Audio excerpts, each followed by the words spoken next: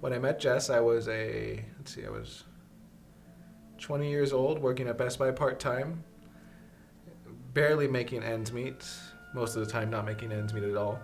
Um, Bumming rides off my best friend because I was too lazy to get my driver's license. And fast forward 2.5 years later, and I am now A, engaged to Jess, B, driving around on my own, C, full-time employee with a great job and benefits that I would not leave for anything. So I would say my life has improved dramatically. Tony and I met at a wedding. Our very first time meeting was at a wedding, and I had heard about his directional problems. So whenever you're in a car with Tony and he says, "Turn left," follow the hand. Always follow the hand. And so the first time I ever drove with him, I was like, well, do you want me to follow the direction you're saying or your hand? And so at the wedding, he was saying, when I get married and blah, blah, blah. And I was like, I'm gonna come to your wedding and I'm gonna write on your bride's hand this one so you know which hand to grab, because you're gonna grab the wrong hand inevitably. And we laughed about it for a really long time. Even before we were dating, anything like that, his directional problems, we've just always kind of laughed about. And so on the day of the rehearsal, I'm gonna write this one on my hand as like as an inside joke between the two of us, because it's one of my favorite memories. Pre-planning involved obviously buying the ring. That was difficult because I'd never bought jewelry before in that manner, and obviously an engagement ring is a big investment. That involved a lot of investigative Googling.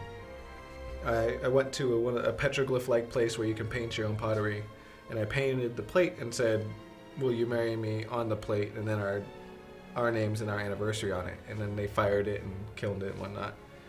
Soon thereafter, Jess came down to visit, and it was Saturday, April 19th. I got up that morning knowing I was fully well that I was going to propose that night. And I told her to bring a nice dress, but I didn't tell her what for. I just said we're going out to a nice dinner. And she's like, okay. The morning of the 19th, his grandmother got sick. And he was like, I'm going to go visit her, but I don't think she really wants people there. So, just you stay here. I'll be back in a few hours. That morning I woke up and I faked a call from my mom and said, my grandma's really sick, I got to go see her, but she's really sick and and only wants family there. And she was like, I totally understand, go.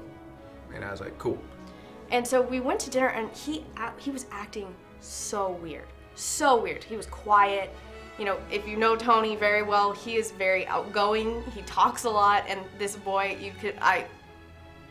I was an absolute nervous wreck, which looking back was hysterical because Jess always comments how I was fidgeting, which I fidget a lot in general, but more so than the average. And then the dessert we finished dinner and dessert came out, and I completely forgot everything I was going to say, and I just winged it. And they bring this red plate with a bunch of chocolate-covered strawberries on it, and on the rim it says, "Will you marry me?" And the ring was right in the middle. And I cried, for sure. And he was telling me, my grandmother, he proposed, and obviously I said yes, because we're here today. Yeah, I found out that his grandmother actually was not sick, and that he was in San Diego. From Oceanside to San Diego, it's about half hour, 45 minutes. So he had spent that entire day getting the plate, bringing it to Morton's Steakhouse, setting it all up, and having it prepared for the night of, and I was completely surprised. I'm really thankful for everybody that's able to be here. It means a lot to me to have your support. I couldn't have asked for better friends to be standing by my side during this, because they're amazing. And my mom and dad have really just been amazing to Tony and I. Absolutely amazing. Well, thank you all so much. I'm so glad that you all were here and supporting Tony and I. Thank you for being with us on our day, and I'm glad we were able to share it with you guys. It's important.